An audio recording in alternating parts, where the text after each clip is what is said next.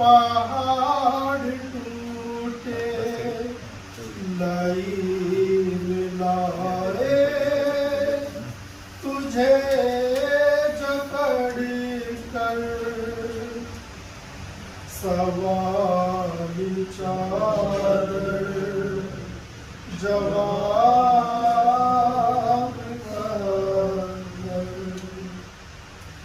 غموں کی کتنی ہے تو ستائی عقیق بے گوری چھوڑی آئی عقیق بے گوری چھوڑی آئی غریب ہے کوئی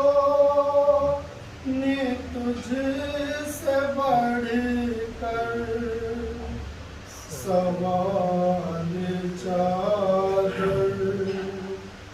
جواب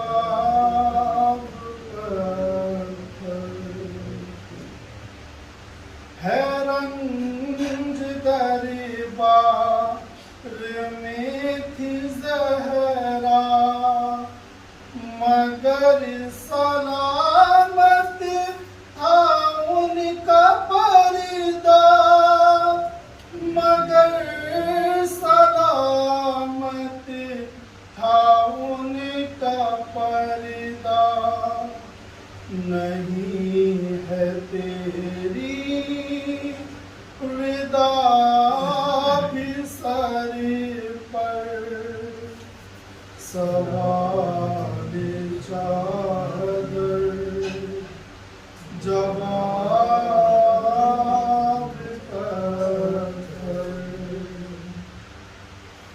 ہے تیرے دم سے جہاں میں فی پردہ ہے تیرے دم سے جہاں میں پردہ یہ رو کے زینب سے بولی فضا یہ رو کے زینب سے بولی فضا پھرایا جاتا ہے تجھ کو در در سوال چادر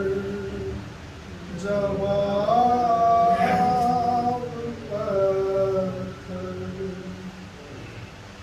نہ ہوگی اس سے بڑی قیامت مصائبوں سے ہوئی وہ حالت مصائبوں سے ہوئی وہ حالت نہ تجھ کو پہچان نہ تیرا شوہر سوال چادر جواب پتھر علی کی بیٹی تیرا مقدر سوال چادر جواب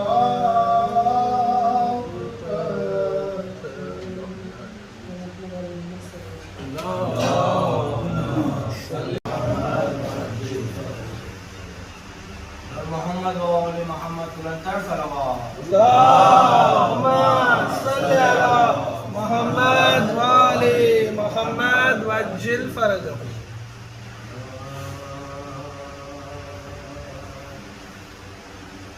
عشق مولا میں گوہر رو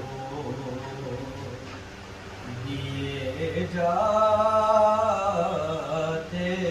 ہیں عشق مولا میں گوہر رو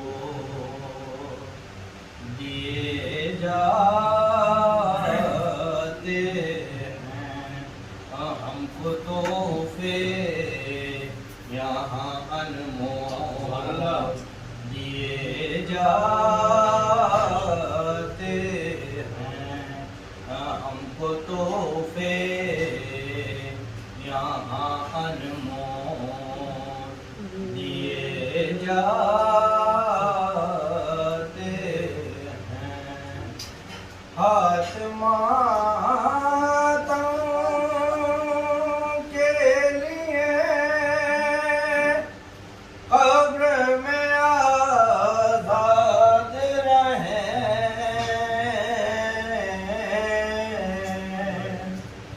ہاتھ ماتوں کے لیے قبر میں آزاد رہیں اس لیے بندے کفن کو دیے جاتے ہیں ہم کو تحفے یہاں انمول دیے جاتے ہیں درود پڑھیے محمد وال محمد اللهم صل على محمد وآل محمد.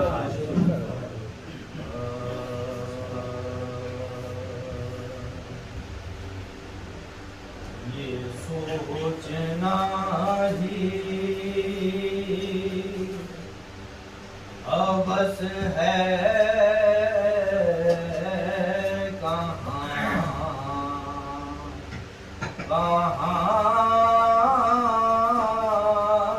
ہے یہ سوچنا ہی بس ہے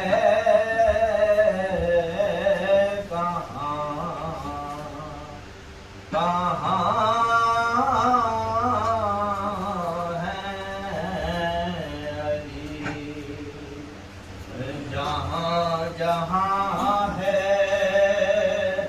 حقیقت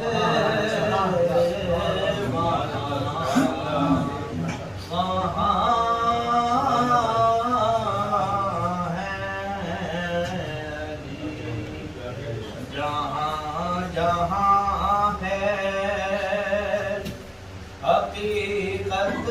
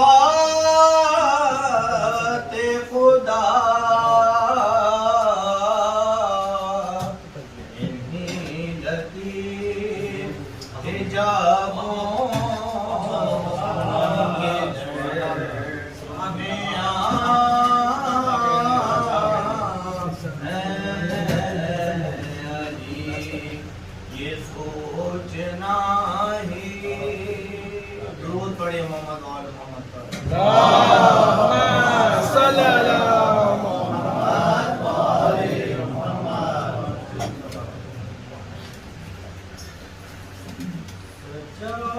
سجاد کو بے موت ہم مار گیا ہے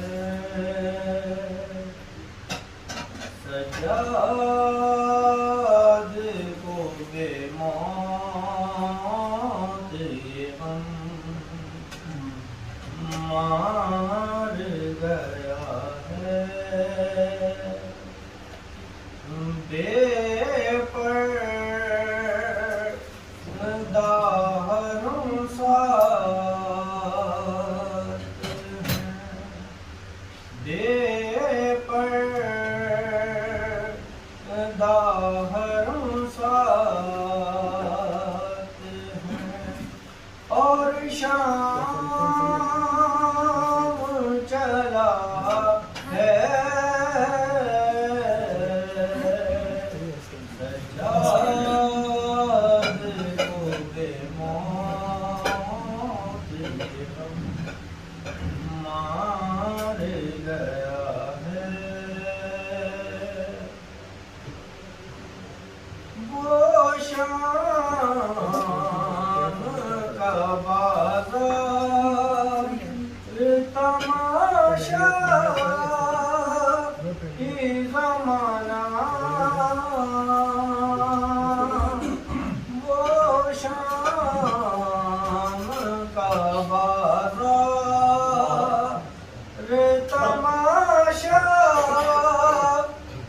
زمانہ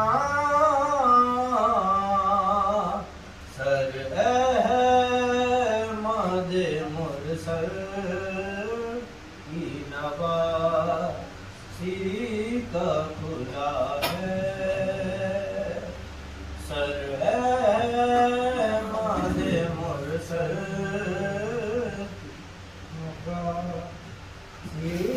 کا کھلا ہے سجاد کو بے موت مار گیا ہے اے شمر نہیں کے پہ تو برساتا ہے کوڑے اے شمر نہیں کے پہ تو برساتا ہے کوڑے عابد تو بڑی دیر سے بے ہوش پڑا ہے عابد تو بڑی دیر سے بے ہوش پڑا ہے ضرور پڑھی اللهم صل على وجعل لنا القرآن قرة عين والصلاة والسلام على مولانا محمد الثقلين صاحب الحسين الحسن بن حسين أبي القاسم محمد اللهم صل على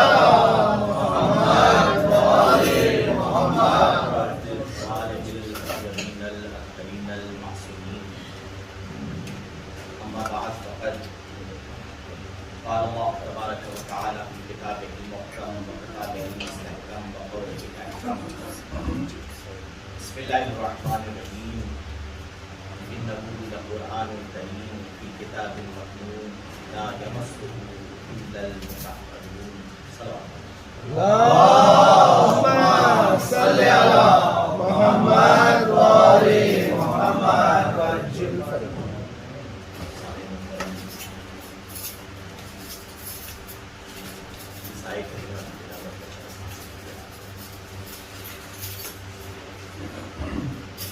عیسائی کریمہ میں پروردگار قرآن کا تعارف کرا رہا ہے قرآن کو پہچانوا ظاہر سی بات ہے کہ اس کی کتاب ہے وہ نہ پہچانوائے گا تو کون پہچانوائے گا اگر آپ پورے قرآن کا مطالعہ کریں تو جہاں جہاں بھی پروردگار عالم نے اپنے قرآن کا تعارف کرایا ہے علماء کرام کے مجمع میں ایک جملہ کہہ رہا ہوں جو لفظ استعمال کیا ہے پروردگار نے وہ لفظ عام طور پر غیر ذوی العقول کے لیے استعمال نہیں ہوتا یعنی ان اینیمیٹ آبجیکٹ کے لیے استعمال نہیں ہوتا حکیم کہا قرآن کو کبھی کسی بے جان چیز کو حکیم نہیں کہا جا سکتا کہیں قرآن کو مجید کہا ہے کہیں قرآن کو کریم کہا ہے اس کا مطلب یہ ہے کہ قرآن مردہ نہیں ہے بلکہ قرآن زندہ ہے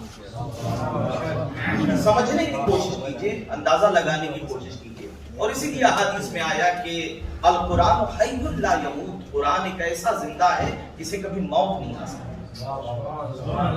تو قرآن مردہ نہیں ہے لہذا پروردگار عالم نے جو صفات استعمال کیے ہیں قرآن کے لیے وہ صفتیں ہیں جو زندوں کے لیے استعمال کی جاتی ہیں جو زندہ لوگوں کے لیے استعمال کی جاتی ہیں اچھا ظاہر سی بات ہے کہ جب پروردگار نے اپنے قرآن کا تعارف خود کرایا ہے انہ لقرآن کریم یہ قرآن قرآن کریم ہے بڑی توجہ دیجیے گا یہ قرآن قرآن کریم ہے تو ایک ایسا لفظ رکھا کہ جہاں قرآن کو اس نے کریم کہا اور جب خود اپنا تعارف کرایا ہے تو کہا یا ایھا الانسان ما غرک بربک الکریم، اے انسان تجھے تیرے کریم پروردگار کے بارے میں کس نے دھوکے میں ڈال دیا؟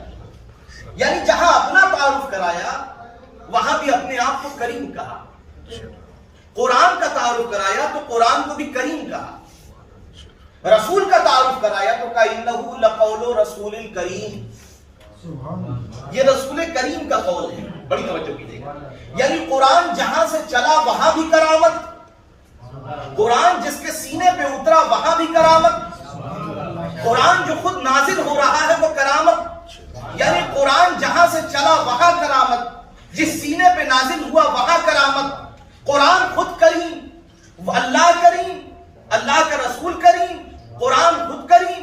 تو اب بعد وفات رسول کا وارث بھی کوئی کریم ہوگا، قرآن کا وارث بھی کوئی کریم ہوگا، کوئی ذلیل نہیں ہوگا۔ اب آئیے تاریخ میں تلاش کریں کہ کون ہے کریم، تو ہم نے یہ دیکھا کہ جنگ خندق میں جب مولا کائنات علی بن ابی طالب نے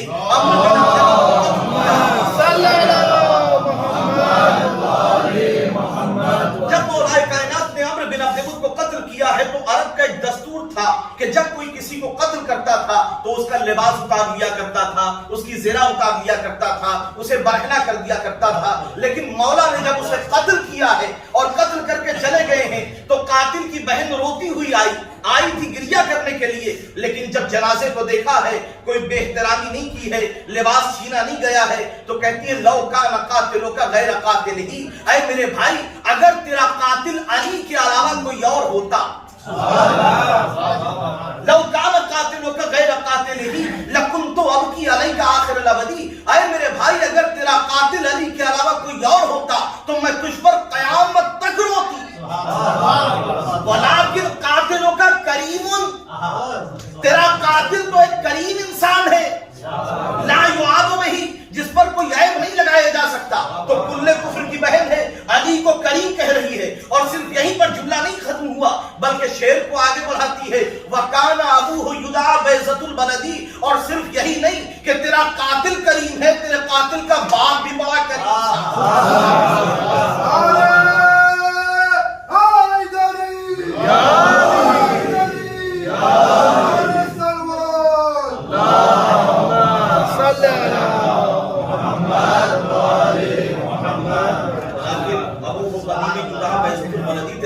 قاتل کا باپ بھی بڑا کریم۔ عرب میں ایک رواج تھا کہ جب کوئی کسی کو قتل کرتا تھا تو نہ جانے کیسے بھوکے ننگے ہوتے تھے، جو لباس اتار لیا کرتے تھے، زرہ اتار لیا کرتے تھے، لیکن علی نے جب قتل کیا تو لباس نہیں اتارا، تو وہ آئی تھی گریہ کرنے کے لیے، رونے کے لیے، لیکن ایک اصول دے کے گئی کہ اگر قاتل علی ہو تو گریہ نہیں کیا جاتا۔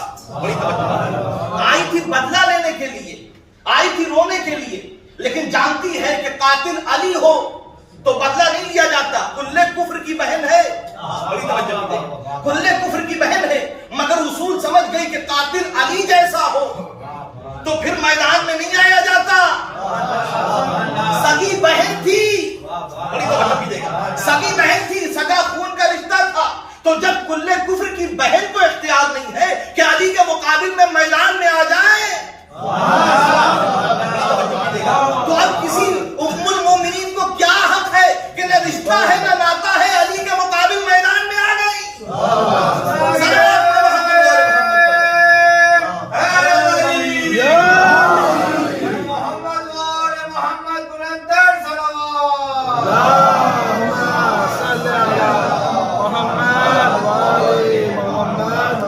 عرب کا دستور یہ تھا کہ جب کسی کو قتل کیا جاتا تھا تو اس کا لباس اتار لیا جاتا تھا۔ جب کل کفر کی بہن آئی اور اس نے دیکھا کہ لباس محفوظ ہے، جنازے کے ساتھ بے حرمتی نہیں ہوئی ہے، میں کہوں گا کل کفر کی بہن جسے پروردگار نے آئے تطہیر کا لباس پہنایا ہو، وہ کسی کا لباس لے کے کیا کرے گا؟ بھئی جنگ خندق وہ واحد جنگ ہے جو علی پہ شروع ہوئی ہے، علی پہ ختم ہوئی ہے۔ آپ یہ دیکھیے جتنی بھی جنگیں ہیں، جنگ خندق، قرآن یہ کہہ رہا ہے کہ اس وقت کو یاد کرو، اس منظر کو یاد کرو کہ جب لشکر تمہارے سامنے سے آ رہا تھا، لشکر تمہاری دائیں طرف سے آ رہا تھا، وَمِن فَوْقِكُمْ وَمِنْ أَسْفَلِكُمْ، تمہارے اوپر سے آ رہا تھا، تمہارے دائیں بائیں سے آ رہا تھا، تمہارے لیے لشکر جنگ خندق، بیٹل آف ٹرینچ، جنگ احزاب بھی کہا جاتا ہے۔ وجہ کیا ہے اس کو جنگ احزاب کہنے کی؟ کیونکہ عرب کے سارے قبیلے اجماع کر کے محمد کے خلاف آئے تھے۔ بڑی توجہ کیجیے، جنگ بدر میں صرف کفار آئے تھے، جنگ احد میں صرف کفار آئے تھے، مگر عرب کے جتنے قبیلے تھے وہ سب، چاہے وہ یہودی ہوں، نصرانی ہوں، کافر ہوں، جتنے تھے وہ اجماع کر کے محمد کے سرکار کے خلاف آئے تھے۔ اسے کہتے ہیں جنگ احزاب۔ حزب کہتے ہیں ایک قبیلے کو، احزاب کہتے ہیں بہت زیادہ لوگوں کو جمع کا صیغہ ہے۔ بیٹل آف ٹرینچ بھی کہتے ہیں، یعنی خندق۔ وجہ کیا تھی؟ رسول نے کہا کہ بھئی لشکر بہت آ رہا ہے، کیا کیا جائے؟ تو جناب سلمان نے مشورہ دیا کہ اللہ کے رسول، یہ عرب کا سلیقہ نہیں ہے، عرب کا طریقہ نہیں ہے، مگر ہمارے یہاں فارس میں اگر دشمن بہت زیادہ ہو تو خندق کھود دی جاتی ہے۔ میں کہوں گا اللہ کے رسول، یہ خندق کھدوانا بزدلی کی علامت ہے۔ بڑی توجہ کیجیے، اللہ کے رسول یہ خندق کھدوانا بزدلی کی علامت ہے۔ اللہ کے رسول یہ خندق کیوں کھدوا رہے ہیں؟ رسول کہیں گے اپنے لیے نہیں، بڑی توجہ کیجیے گا، ان کے لیے نہیں کھدوا رہا ہوں، ان کے لیے کھدوا رہا ہوں کہ کہیں ادھر سے ادھر نہ چلے جائیں۔ لشکر دائیں سے آ رہا ہے، بائیں سے آ رہا ہے، اور قرآن کہہ رہا ہے اتنے گھبرائے ہوئے ہو کہ بار بار رسول کو گھور کے دیکھ رہے ہو کہ آج تو پھنسوا دیا، آج تو بچنے کا کوئی امکان نہیں ہے۔ بڑی توجہ، تاریخ لکھتی ہے کہ اسی منظر میں ایک مرتبہ عمرو بن عبد ود عرب کا بہت بہادر انسان، بہت بڑا پہلوان۔ عرب میں ایک مقولہ ہے کہ یعد بألف فارس، یعنی جب یہ کہا جاتا ہے کسی کے لیے کہ 1000 آدمیوں کے برابر، 1000 شہ سواروں کے برابر، تو عرب میں پھر اس کا یہ مطلب نہیں ہوتا کہ 1000 آدمیوں کی طاقت اس کے اندر، مگر یہ ہے کہ 1000 آدمیوں کا اکیلا مقابلہ کر سکتا ہے۔ عرب میں کچھ مخصوص بہادر تھے کہ جن کے لیے یعد بألف فارس کہا جاتا تھا۔ یہ وہ ہیں کہ جو 1000 لوگوں کے برابر شمار ہوتے ہیں۔ عمرو بن عبد ود 1000 لوگوں کے برابر شمار ہوتا ہے، اور شامت اعمال یہ کہیے کہ خندق پار کر کے وہ آ گئے، اور آنے کے بعد کہہ رہا ہے کہ حلم مبارز کوئی ہے؟ تاریخ یہ لکھ رہی ہے کہ سب کے سر ایسے جھکے ہوئے ہیں جیسے پرندے بیٹھے ہوئے ہوں، اور اگر یہ سر اٹھائیں گے تو اڑ جائیں گے۔ کہہ رہا حلم مبارز کوئی ہے؟ حلم مبارز کوئی ہے؟ کوئی جواب نہیں دیتا۔ علی بار بار کھڑے ہو رہے ہیں، انا یا رسول اللہ، اللہ کے رسول میں وہی جو شب ہجرت میں کھڑا ہو رہا تھا، وہی جو شب ہجرت میں کھڑا ہوا، وہی جو دعوت ذوالعشیرہ میں کھڑا ہوا، وہ بار بار کھڑا ہو کے کہہ رہا انا یا رسول اللہ، اللہ کے رسول میں جاؤں گا، اللہ کے رسول میں جاؤں گا۔ اچھا یہ بتائیے، ایسے ماحول میں اگر کوئی انسان ہمت کرے تو دوسروں کا فرض کیا بنتا ہے؟ دوسروں کا فرض یہ بنتا ہے کہ اس کا حوصلہ بڑھائے کہ ہاں بھائی چلو ٹھیک ہے، ہم میں ہمت نہیں ہے مگر تم جا رہے ہو۔ اسلام کی ایک شخصیت کھڑی ہوئی اور کہنے لگا اللہ کے رسول آپ کو پتا نہیں ہے یہ بہت بہادر انسان ہے۔ بڑی توجہ، اللہ کے رسول آپ کو معلوم نہیں ہے، یہ وہ ہے جو اللہ کے رسول کو بتا رہے ہیں۔ اللہ کے رسول آپ کو معلوم نہیں ہے بہت بہادر انسان ہے۔ بڑی توجہ کیجیے گا، جملے پہ غور کیجیے گا، اللہ کے رسول یہ بڑا بہادر انسان ہے۔ زمانے جاہلیت میں ڈکیتی میں اس کے ساتھ تھا۔ بڑی توجہ، قبل اسلام کا پروفیشن تو پتا چلا، اللہ کے رسول میں ڈکیتی میں اس کے ساتھ تھا، اس کے ہاتھ سے زیرہ گری ہے تو اس نے اونٹ کے بچے کو اٹھا کے سپر بنا دیا۔ یہ ہے سپاہ صحابہ جو کل کفر کے فضائل پڑھ رہی ہے۔ اللہ کے رسول اس نے اونٹ کے بچے کو سپر بنا دیا۔ ذرا صحابیت کی تنگ نظری تو دیکھیے، اسے دیکھ رہا ہے جو اونٹ کے بچے کو سپر بناتا ہے، اسے نہیں دیکھتا جو 2 انگلیوں پہ خیبر اٹھاتا ہے۔ اللہ کے رسول، اب رسول کہہ رہے من حلم مبارز، وہ کہہ رہا حلم مبارز، رسول کہہ رہے من لحاظر کل، کون ہے جو اس کتے کے مقابل میں جائے؟ کون ہے جو اس کتے کے مقابل میں جائے؟ رسول ایک ایک کو کھڑا کر رہے ہیں۔ آج کہا جاتا ہے نا کہ صاحب سمجھ میں نہیں آتا، آپ علی کو حد سے آگے بڑھا دیتے ہیں۔ بھئی ہم نے یہ دیکھا خندق میں رسول نے ایک ایک کو بڑھانے کی کوشش کی۔ رسول کہہ رہے من لحاظر کل، کون ہے جو اس کتے کے مقابل میں جائے؟ کون ہے جو اس کتے کے مقابل میں جائے؟ بھئی رسول نے ایک ایک کو بڑھایا، تو جو رسول کے بڑھائے نہ بڑھے وہ ہمارے گھٹائے کیا گھٹے گا؟ من لحاظر کل، کون ہے جو اس کتے۔ اچھا اللہ کے رسول آپ صاحب خلق عظیم ہیں، آپ رحمت للعالمین ہیں، آپ نے بدر والوں کو برا بھلا نہیں کہا، آپ نے خندق والوں کو برا بھلا نہیں کہا، آپ نے احد والوں کو برا بھلا نہیں کہا۔ کیا بات ہے کہ خندق میں آ کے رسول اتنا بھی بھر گئے کہ رسول کہہ رہے ہیں کتا ہے کتا۔ بڑی توجہ کیجیے، اللہ کے رسول کتا کیوں کہہ رہے ہیں؟ رسول کہیں گے کتا کہہ رہا ہوں تو जान ही रहे अगर शेर कह दूं।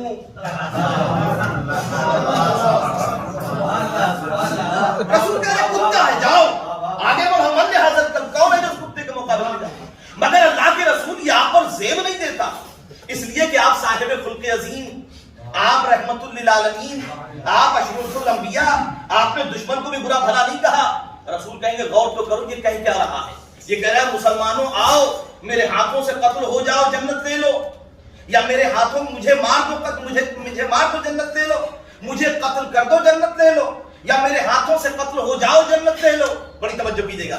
अब देखिए ये वो ओहदा जो अली को रसूल ने दिया था कि ऐ अली तुम जन्नत व जहन्नम के बांटने वाले हो, ये जन्नत व जहन्नम बांट रहा है कि आओ मुझे कत्ल कर दो जन्नत ले लो, मेरे हाथों से कत्ल हो जाओ जन्नत ले लो, यानी मरो तब भी जन्नत, मारो तब भी जन्नत, यानी ये लक़ब अली पर कब्जा करने लगा है। मैं कहूंगा या रसूल अल्लाह, जो अली के लक़ब पे कब्जा करे जब वो कुत्ता होगा तो जो अली की जगह गासिबाना बैठ जाए।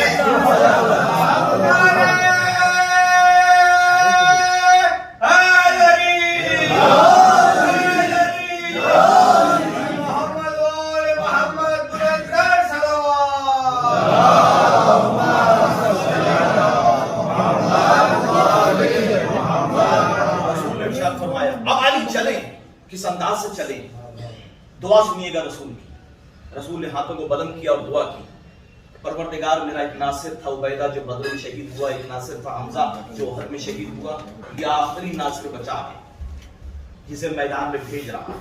रसूल ने तैयार किया और तैयार करके अली को मैदान में भेजा, और सिर्फ यूं ही नहीं भेजा बल्कि रसूल ने अजीब जुमला कहा, फारज़न ईमान कुफ्र कुल्ले, आज ये अली नहीं जा रहे हैं बल्कि कुल्ले ईमान कुल्ले कुफ्र के मुकाबले में जा रहा है। अली नहीं जा रहे हैं, कुल्ले ईमान जा रहा है कुल्ले कुफ्र के मुकाबले में।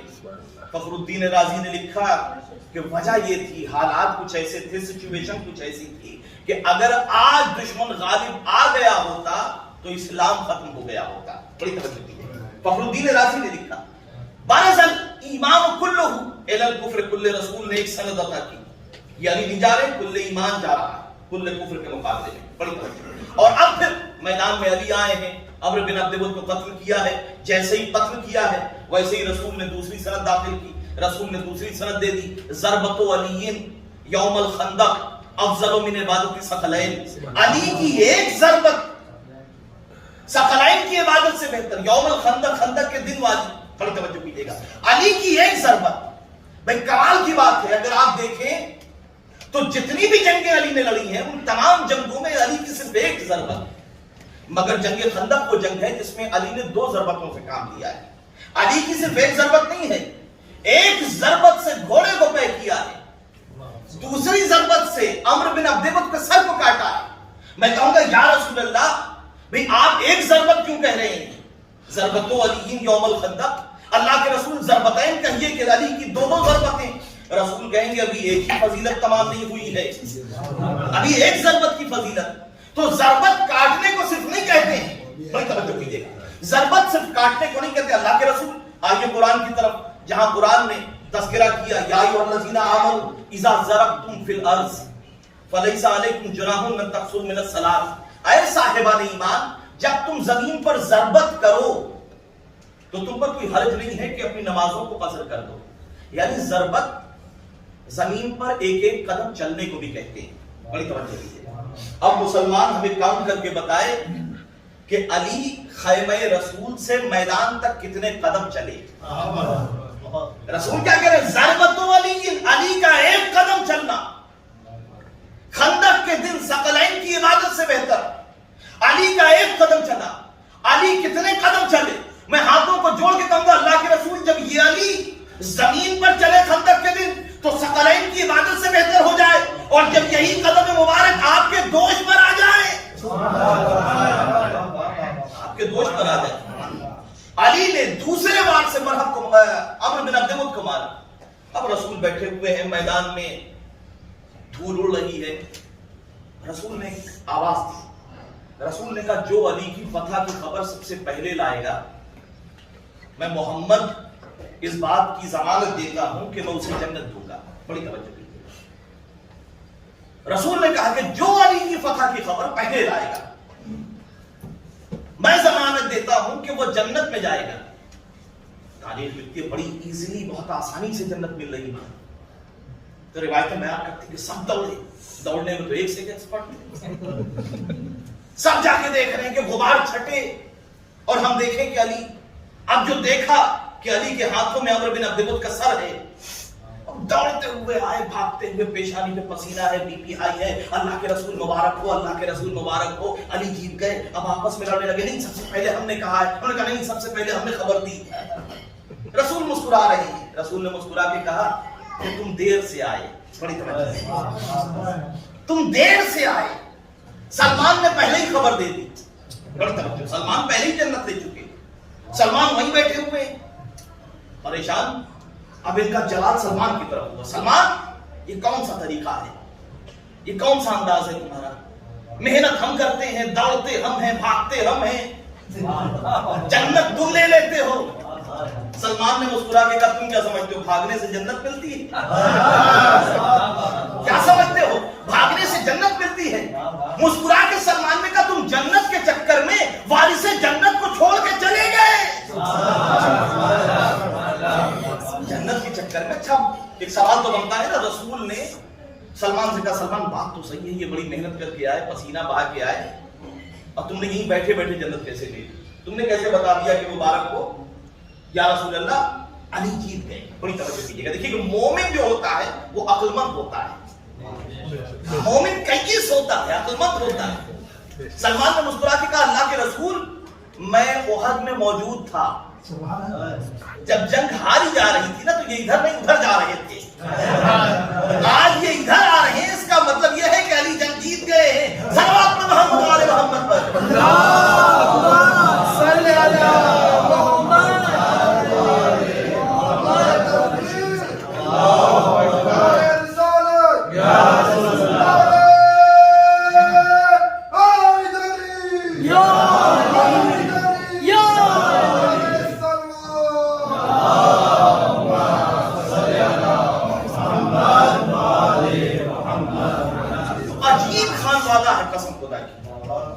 یہ جنت دینے کے لیے آئے, یہ جنت بانٹنے کے لیے آئے, یہ جنت تقسیم کرنے کے لیے آئے. عجیب خان وعدہ ہے. کبھی کہتا ہے کہ ایک شعر پڑھ دو جنت لے لو, ہماری مذہب میں ایک بیت کہہ دو جنت لے لو. کبھی کہتا ہے ایک آنسو بہا لو جنت لے لو. کبھی کہتا ہے فتح کی خبر لے آؤ جنت لے لو. بڑی توجہ کیجیے. آج اعتراض ہوتا ہے نا کہ صاحب ایک آنسو پہ جنت, ایک آنسو پہ جنت کیسے؟ آنسو پر جنت کیوں, کیسے, یہ کیسے دے سکتے ہیں ایک آنسو پر جنت؟ اچھا کمال کی بات آپ یہ دیکھیے, یہ اپنے آنسوؤں کی قدر کو سمجھیے گا, اپنے آنسوؤں کی عظمت کو پہچانیے گا. ہم نے یہ دیکھا ہے کہ آج کے زمانے میں حافظان قرآن کی آنکھیں چلی جاتی ہیں, حافظان قرآن کی آنکھیں چلی جاتی ہیں. وجہ کیا ہے؟ قرآن نے کہا تھا قد جاءکم من اللہ نور و کتاب مبین, اللہ کی طرف سے نور آیا اور کتاب مبین آئی. انہوں نے کہا کہ ہم کتاب مبین دے دیں گے, نور کو چھوڑ دیا تو نور چلا جاتا ہے. حافظان قرآن کی آنکھیں چلی جاتی ہیں, مگر پوری گارنٹی کے ساتھ کسی بھی عزادار کی آنکھ غم حسین میں رونے کی وجہ سے نہیں جاتی. کسی بھی عزادار کی آنکھ غم حسین میں رونے کی وجہ سے نہیں جاتی. اپنی آنسوؤں کی, اپنی آنکھوں کی عظمت پہچانیے گا, اس لیے کہ یہ آنکھیں فاطمہ کی امانت ہیں. یہ آنکھیں شہزادی کی امانت ہیں. اپنی آنکھوں کی عظمت سمجھیے گا. بھئی دیکھیں قرآن میں ایک واقعہ ہے جناب یعقوب کا. جب جناب یوسف پوشیدہ ہو گئے ہیں اور مصر چلے گئے, جناب یعقوب کو علم غیب سے معلوم ہے کہ بھیڑیے نے نہیں کھایا ہے جناب یوسف کو, مگر اس کے باوجود اتنا روئے اتنا روئے اتنا روئے کہ قرآن کہہ رہا ہے کہ وَبْيَضَّتْ عَيْنَاهُ مِنَ الْحُزْنِ فَهُوَ كَظِيمٌ. یعقوب کی آنکھیں جاتی نہیں, یعقوب نابینا ہو گئے, یعقوب کو کچھ نظر نہیں آتا. جب برادران یوسف مصر سے چلے ہیں, قرآن ہے, بڑی توجہ کیجیے گا, قرآن کی سورہ یوسف اٹھا کے دیکھ لیجیے آپ. جب برادران یوسف چلے ہیں اور ایک منزل پہلے آ کے رکے تو جناب یوسف نے اپنا کرتا اتارا. کرتا اتارنے کے بعد بھائیوں کو دیا کہ میں یہی رہوں گا, جاؤ میرا کرتا میرے بابا کی آنکھوں پہ ڈال دینا. قرآن کہہ رہا ہے جیسے ہی وہ کرتا جناب یعقوب کی نگاہوں پہ ڈالا گیا فَارْتَدَّ بَصِيرًا, تو آنکھیں پلٹ آئی. بڑی توجہ کیجیے. اس کا مطلب یہ ہے کہ اگر معصوم سے مس لباس آنکھوں سے مس ہو جائے تو گئی ہوئی آنکھیں واپس آ جاتی ہیں. اپنی آنکھوں کی عظمت سمجھیے گا. ارے ہماری تو جاتی بھی نہیں, رومال سیدہ پہلے آ جاتا ہے. ہماری تو جاتی بھی نہیں, رومال سیدہ پہلے آ جاتا ہے. ایک آنسو پہ جنت. سوال ہے, اور یہ نہیں ہے کہ یہ سوال آج ہی اٹھا ہے, یہ سوال ہمیشہ سے اٹھتا آ رہا ہے کہ ایک آنسو پہ جنت, ایک بیگ پہ جنت. سمجھ میں نہیں آتا. یہی سوال علامہ مجلسی سے کسی نے کیا کہ یہ بتائیے آقا سمجھ میں نہیں آتا کہ ایک آنسو پہ جنت کیسے. علامہ مجلسی نے سوال کا جواب گھما دیا اور باتیں دوسری کرنے لگے. علامہ مجلسی نے کہا کہ ایک واقعہ مجھے یاد آ گیا. کا واقعہ مطلب کیا ہے؟ علامہ مجلسی نے واقعہ بیان کرنا شروع کیا. علامہ مجلسی نے کہا کہ ایک بادشاہ تھا اور وہ جنگل میں شکار کرنے کے لیے گیا. ایک ہرن کے پیچھے پورا لشکر اس کے ساتھ ساتھ تھا. ہرن کے پیچھے جا رہا تھا, فوج سے بھٹک گیا, بہت آگے چلا گیا. جب اسے ریئلائز ہوا, پلٹ کے اس نے دیکھا تو اسے کوئی نظر نہیں آیا. شام ہو چکی تھی, ہرن بھی غائب ہو چکا, شکار بھی نہیں کر پایا. جنگل میں, گھنے جنگل میں راستہ بھٹک گیا. علامہ مجلسی کہتے ہیں کہ اب وہ بھوکا بھی تھا, پیاسا بھی تھا, جہاں ملب تھا, مرنے کی کگار پہ تھا, پریشان تھا کہ کیا کریں. شام ہو گئی, عنقریب تھا کہ مر جائے. اچانک اسے ایک ٹیلے پر جھونپڑی میں سے روشنی نظر آئی. اسے محسوس ہوا کہ ایک جھونپڑی ہے جس میں سے روشنی چھن چھن کے آ رہی ہے. وہ کسی صورت سے گرتا پڑتا اس جھونپڑے کے پاس گیا, اور جانے کے بعد اس نے دخل بات کیا. ایک بڑھیا نکلی, پوچھا کون ہے؟ اس نے نہیں بتایا کہ میں تمہارا بادشاہ ہوں, کہ میں بھوکا آدمی ہوں, پیاسا آدمی ہوں. اس بڑھیا نے جلدی سے بکری کا دودھ نکالا اور پیاس بجھائی بادشاہ. پیاس بجھنا تھی کہ بھوک بھڑک گئی. بادشاہ نے کہا کہ بھئی مجھے بھوک لگی ہے. اس نے اپنی بکری کو ذبح کیا, گوشت بنایا, بادشاہ کو کھلایا. دوسرے دن اس نے بتایا کہ میں بادشاہ ہوں, میں جا رہا ہوں, اگر کبھی ضرورت پڑے تو شہر آ جانا, اور آنے کے بعد جو بھی ضرورت ہو مجھے بتانا. زمانہ گزرا. علامہ مجلسی کہتے ہیں زمانہ گزرا, کئی سال گزرے. بڑھیا پریشان ہوئی. ایک دن بڑھیا مجبوری اور پریشانی کے عالم میں پہنچ گئی. دربان سے اس نے کہا کہ کہنا بادشاہ تھا کہ وہی بڑھیا آئی ہے جس نے آپ کو جنگل میں آپ کی ہیلپ کی تھی, آپ کی مدد کی تھی. تاریخ لکھتی ہے, علامہ مجلسی کہتے ہیں کہ بادشاہ اپنی جیسے ہی بادشاہ نے سنا, اپنے پورے قد سے اٹھا, بس ان کو چھوڑتا ہوا دوڑتا ہوا گیا اور بڑھیا کو بڑے احترام سے لے آیا. بڑھیا سے پوچھا مانگ کیا مانگتی؟ اس نے کہا کہ میری پاس میرا مکان بھی جل گیا, ختم ہو گیا, نہ میرے پاس کوئی جانور ہے, میری مدد کرو. بڑی توجہ کیجیے. تاریخ لکھتے وہ پریشان کی کیا جو کس طریقے سے مدد کروں. اتنا بڑا بادشاہ ایک معمولی سی بڑھیا کی مدد کرنے کے لیے پریشان ہے کہ کیسے مدد کروں. تمام لوگ پریشان کے بادشاہ سلامت, آپ کو کیا تکلیف ہے؟ ارے آپ نے, اس نے ایک بکری آپ کے اوپر کی تھی, آپ 100 بکریاں دے دیجئے, 200 بکریاں دے دیجئے, بہترین مکان دے دیجئے. اس سے بہتر کیا ہو؟ اس نے کہا میں یہی تو سوچ رہا ہوں کہ عدل کا تقاضا یہ نہیں ہے. عدل کا تقاضا یہ نہیں ہے.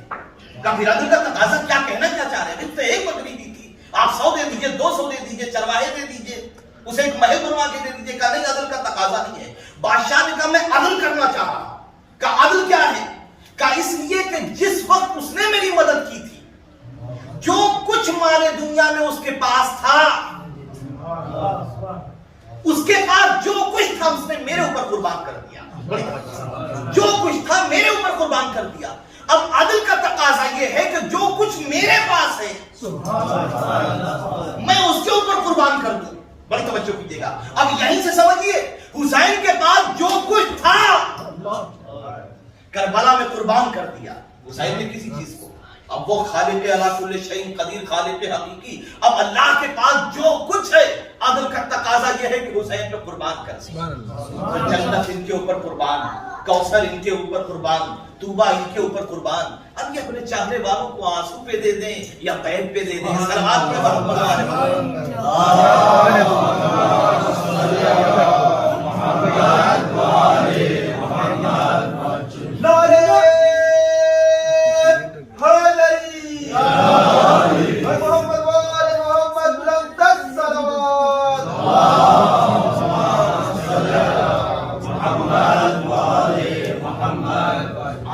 की कदर समझिएगा, आंसुओं की कदर क्या है, आंसुओं की अहमियत क्या है।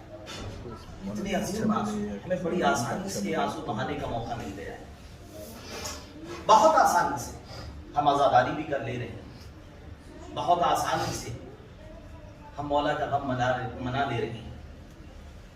लेकिन कभी तसव्वुर कीजिए वो लोग कि जिन्हें आज़ादारी करने पर गिरफ्तार किया जाता था, आज अल्लाह का करम है कि हुसैन का चाहने वाला शायद ही कोई इस लायक ना हो कि वो आज़ादारी कर सके, वो तबर्रुक बांट सके, मगर ये हुसैन का सदका है। ऐसे वाकयात भी मिलते हैं। तारीख ने एक अजीब वाकया लिखा है, एक ज़न और शौहर और 2 बच्चे थे जो हर शब मुहर्रम में, पहली मुहर्रम से जैसे ही चांद नमूदार होता था फर्श अज़ा बिछा देते थे। ज़हरा के लाल की फर्श अज़ा बिछ जाती थी। एक साल कुछ ऐसा हुआ, हालात ऐसे हुए कि तबर्रुक का एहतमाम न हो पाया। वो ज़न और शौहर गिरिया कर रहे थे, सोच रहे थे कि थोड़ी देर के बाद चांद नमूदार हो जाएगा। अरबाब ऐसा दिल पे हाथ रख के सुनिएगा, वो सोच रहे थे थोड़ी देर के बाद चांद नमूदार हो जाएगा, फर्श अज़ा बिछेगा, तबर्रुक का एहतमाम नहीं हो पाया है। तारीख लिखती है कि एक मर्तबा आपस में एक दूसरे को देखते देखते बच्चों की तरफ निगाह गई। ज़ौजा ने कहा कहीं ऐसा तो नहीं कि जो मैं सोच रही हूँ वो तुम भी सोच रहे हो। शौहर ने कहा है ज़ने मोमिना तू क्या सोच रही है?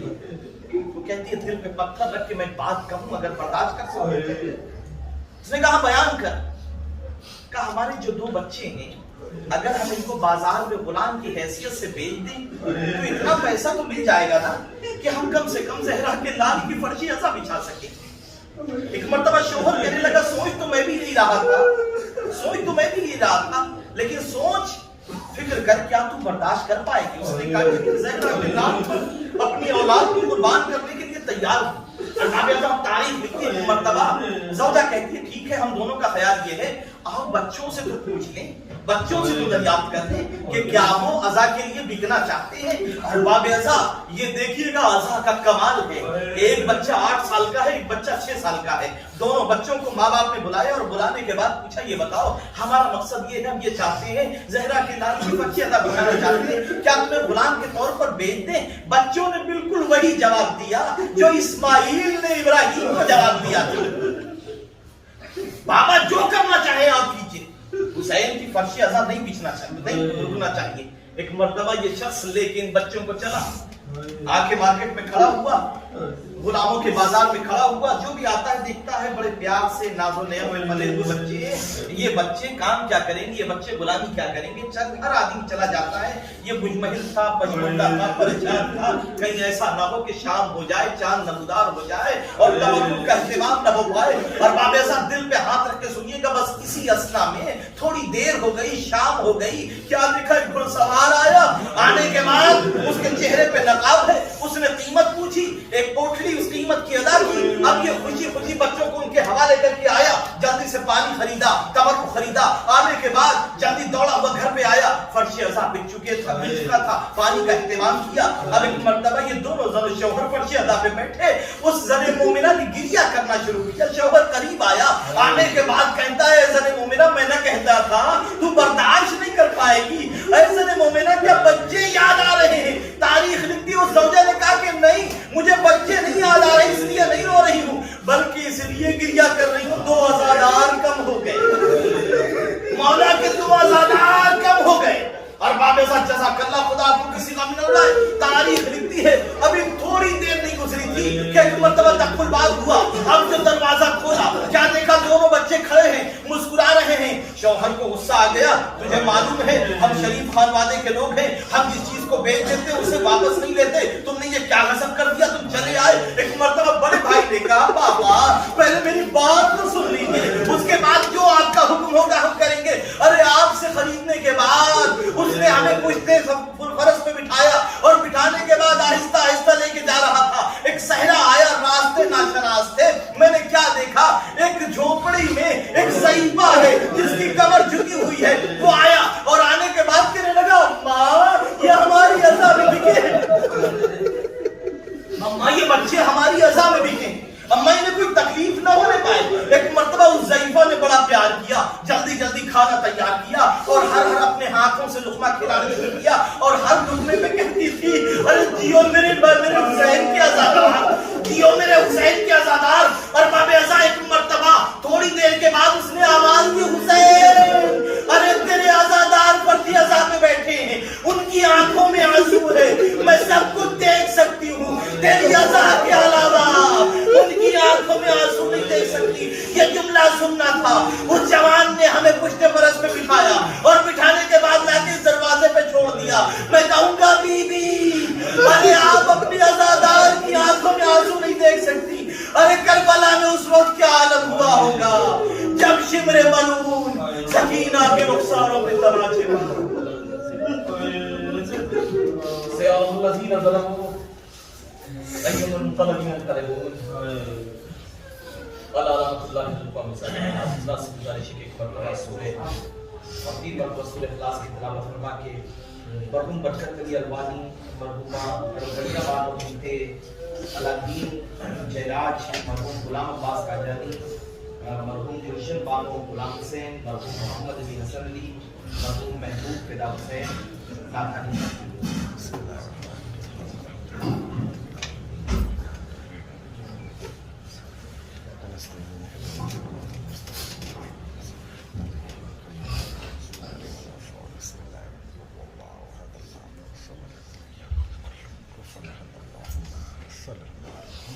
Sure.